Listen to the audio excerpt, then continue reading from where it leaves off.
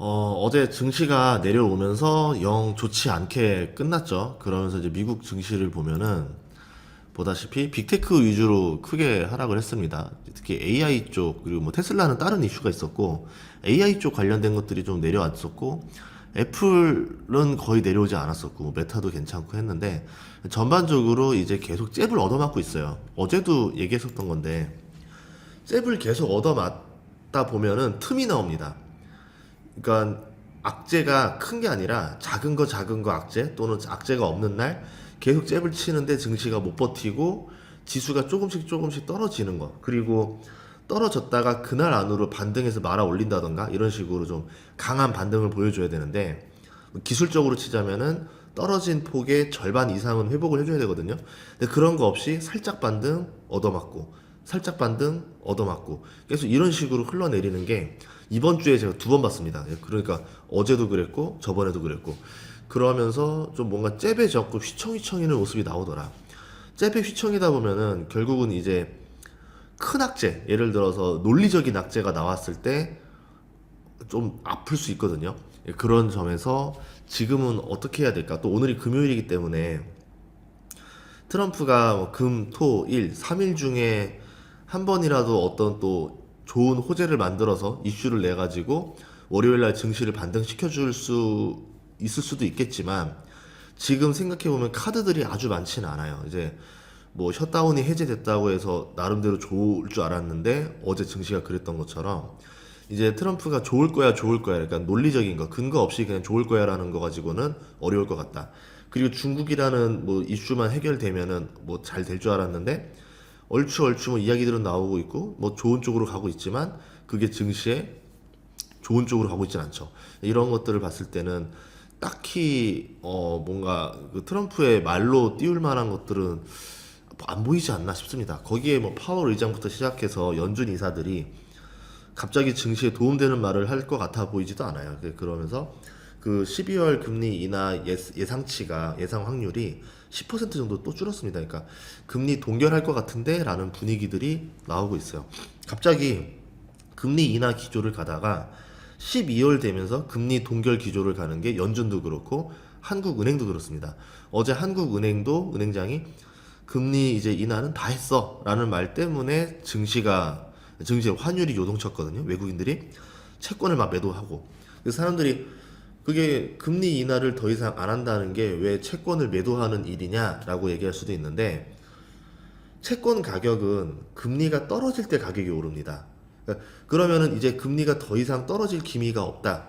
더 이상 뭐 국가가 뭐 기준금리 내리지 않을 거야라고 하면은 채권 금리도 더 이상 내려가기는 쉽지 않겠는 걸 이라고 보는 거죠.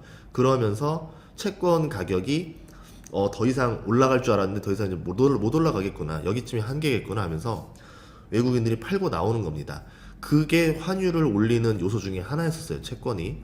그리고 주식도 있었는데, 주식시장이 좋으면 외국인들이 계속 우리나라 주식을 사러 들어오니까, 그러니까 채권에서는 외국인이 빠져나가고 주식에서는 들어오면서 어느 정도 약간 상충이 될 수 있다 생각을 했는데, 오늘 우리 주식도 많이 빠집니다.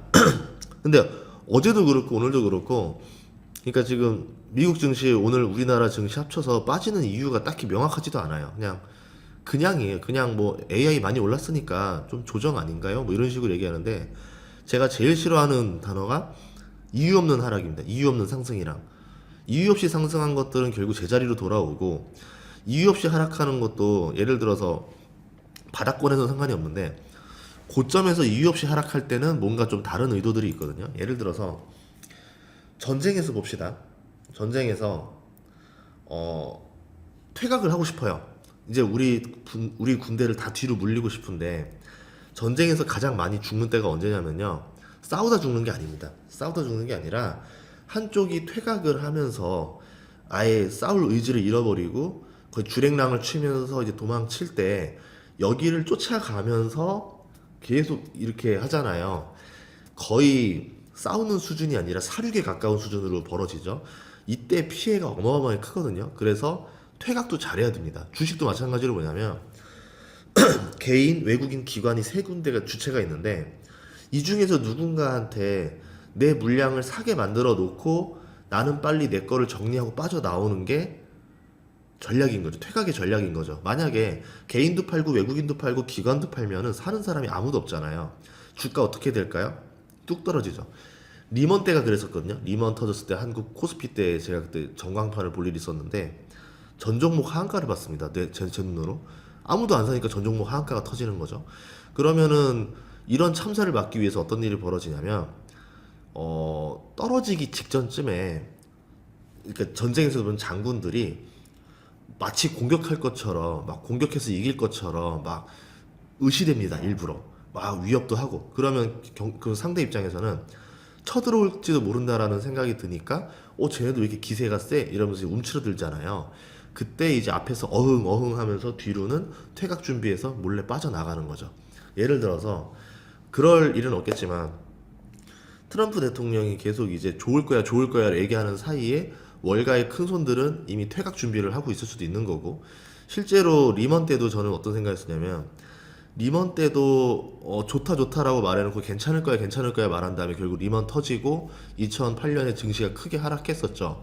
그렇게 하고 나서 오히려 월가는 그 2017년 10월부터 2008년 9월까지 거의 11개월간 퇴각할 수 있는 시간을 확보했었습니다.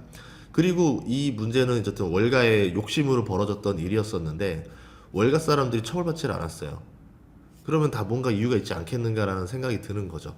그런 면에서 고점에서 나오는 이유 없는 하락들은 좀 조심을 해야 되고 이때 갑자기 희망 회로를 막 던지는 뭐 요소들, 그러니까 펀더멘털 없이 그냥 좋을 겁니다. 뭐 트럼프의 말이든 뭐 다른 사람들의 말이든 그런 것들도 조심은 해야 될 필요가 있다라는 겁니다. 그리고 어제 했던 얘기들 중에서 또 뭐 있었냐면은 그 양도세 33% 이야기 때문에 사람들이 막 이제 화를 내신 분들이 있는데 제가 왜 그런 얘기를 하는지를 한번 좀 이해해 주셨으면 좋겠어요. 제가요 작년에 공매도 토론에 개인 투자자 대표로 나가서 그때 기자분들은 다 있으니까 알 겁니다. 제가 거기서 얼마나 센 얘기들을 했는지 그 높으신 분들 앉혀놓고서 이렇게 돼서 쪽팔린 줄 아셔야 된다 이런 얘기를 했던 적이 있었거든요. 그리고 금투세 토론에 2번 나가서 2번 다 의견 제시했었고 금투세 막기 위해서 정말 유튜브 영상부터 온갖 힘을 다해서 했던 사람입니다. 그런데 제가 왜 이 얘기를 했는지 여러분들이 한 바퀴만 좀 꼬아서 좀 들어줬으면 좋겠어요. 그러면 저 사람이 어떤 의도로 말했는지 알 것 같아요. 원하는 거는 저도 미국 주식 비중이 많은 사람입니다. 그러면 제가 왜 그런 의도로 얘기했는지는 여러분 이해했으면 좋을 것 같고 우선은 하나 더 볼게요. 지금 미국 주식도 보면은 이때 한번 좀 슈팅이 팡 튀어나온 다음에 갑자기 딱 맞고 나서 이때부터 꺾였어요. 거의 11월 시작부터 쭉 내려오는데 보다시피 반등이 그렇게 세지가 않습니다. 반등 기미가 살짝 나오다가 떨어지고 이런 식으로 힘없이 좀 밀리는 모습들이 계속 나오거든요. 그런데 지금 지수가 6월부터 언제였었냐면 2만 1000부터 2만 6000까지 올라갔던 거예요. 나스닥 지수가 5000포인트가 올랐습니다. 4개월 동안. 그리고 지금 이제 한 15일 동안 내려와서 1000 정도가 좀 내려온 거예요. 이런 관점에서 봤을 때 지금 하락이 뭐 하락장 시작이다 뭐다라고 할 수는 없지만 10월 말에 올라갔던 것들이 조금 우리가 펀더멘털 없이 그냥 기대감만으로 좀 과열되게 올라갔던 것들은 아닐까 이런 생각들도 해봐야겠죠. 그리고 또 하나는 뉴스가 나왔었는데 외국인 매도에 널뛰는 국채금리랑 환율이다 이런 얘기가 나오고 비트코인이 10만 달러 붕괴됐다 이런 뉴스들이 나오면서 조금 좋지 않은 모습들이고 우리나라 환율도 지금 보시면은 다른 나라 환율 대비 우리나라 환율이 좀 달라요. 엔화는 지금 0.05% 이제 내려왔는데 원화는 지금 0.8%입니다. 그러니까 원으로 꼬인 것들은 다 0.8%였고 엔은 좀 덜 떨어졌고 그러니까 파운드도 별 덜 떨어졌어요. 유로도 거의 안 떨어졌어요. 그 얘기는 뭐냐면 원화만의 이슈가 있었다라는 거죠. 보다시피 아마도 이 국채금리 이슈가 좀 있지 않았었겠나라고 봅니다. 그리고 이번에 그 관세 협상 완전히 타결됐고 이제 핵 추진 잠수함부터 시작해서 핵 연료 재처리까지 다 이제 공식적으로 다 이야기가 나왔거든요. 끝났거든요. 그런 호재가 있었음에도 불구하고 요 정도면은 조금 뭔가 좀 다른 게 있는 것 같지 않나. 그런 이유도 있고 이런 이유도 있을 것 같다.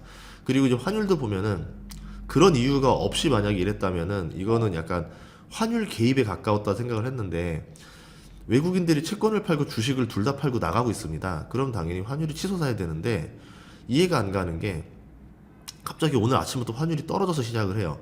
그런 다음에 환율이 튀어 오르려고 하니까 이렇게 뿅망치를 한번 땅 때리면서 또 떨굽니다. 튀어 오르려고 하니까 뿅망치를 땅 때리면서 떨궈요. 그러면 달러가 들어와서 이런 일이 벌어져야 되는데 채권 팔죠. 주식 팔죠. 어떻게 이게 나오는지 모르겠어요. 이 점에 대해서는 조금 아이러니하다. 그래서 약간 환율 개입, 뭐 환율에 약간 조금 시장에 개입이 아닌가라는 생각도 개인적으로 하고 있습니다. 이거는 뭐 근거 있는 건 아니고. 또 하나는 외국인들의 동태가 좋진 않아요. 그러니까 뭐냐면 증시가 계속 오른다 오른다 희망적인 얘기는 나오고 있지만 오늘도 보면 외국인들이 1조 4천억을 팔고 있고요. 저번 주에는 1조 6천억, 거의 1조 7천억, 2조 2천억, 뭐 8천억, 거의 뭐 조 단위로 계속 팔고 있었거든요. 어제만 조금 샀던 거고 계속 팔았었습니다. 그리고 이제 개인이 자꾸 이제 그 물량들을 떠안았었고, 개인이 떠안거나 기관이 떠안거나 계속 지금 받아주면서 팔고 있어요. 오늘 같은 경우는 기관 물량까지 개인이 다 떠안았습니다. 이런 것들을 봤을 때 외국인들은 왜 사지 않는 것인가? 이게 조금 의아한 것 중에 하나죠. 그래서 제가 이제 그 투자자별 매매 동향을 하나 봤는데 지금 제가 보니까 어떤 게 있었냐면은 한 달 동안 외국인이 코스피를 3조 8천억치를 팔았고요. 코스피가 한 달 동안 7조 1천억치를 팔았어요. 외국인들이. 그리고 이제 기관이 8조 8천억을 샀습니다. 그리고 선물을 보면은 외국인들이 3만 7천 계약을 던졌어요. 예.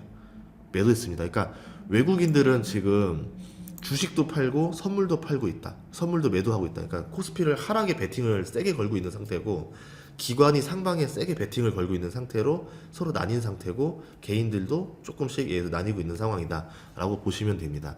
이런 상황들을 보시면서 여러분들이 잘 판단을 했으면 좋을 것 같습니다. 개인적으로는 조금씩 조심해야 되는 구간들은 아닌가라는 좀 생각들을 의견으로 전달합니다. 또 주말에 호재들이 나올 수 있으니까 그거 보고서 더 판단하셔도 좋은데 전반적으로 뭔가 좀 이 반등세가 힘이 센 상태인지 아닌지를 잘 보시면 더 좋을 것 같다라고 마무리 짓도록 하겠습니다. 이번에 새해 특강 하거든요. 그 12월 28일 부산에서도 하고 1월 3일 날 서울에서도 하는데 많이 참석해 주시면 좋을 것 같습니다. 고맙습니다.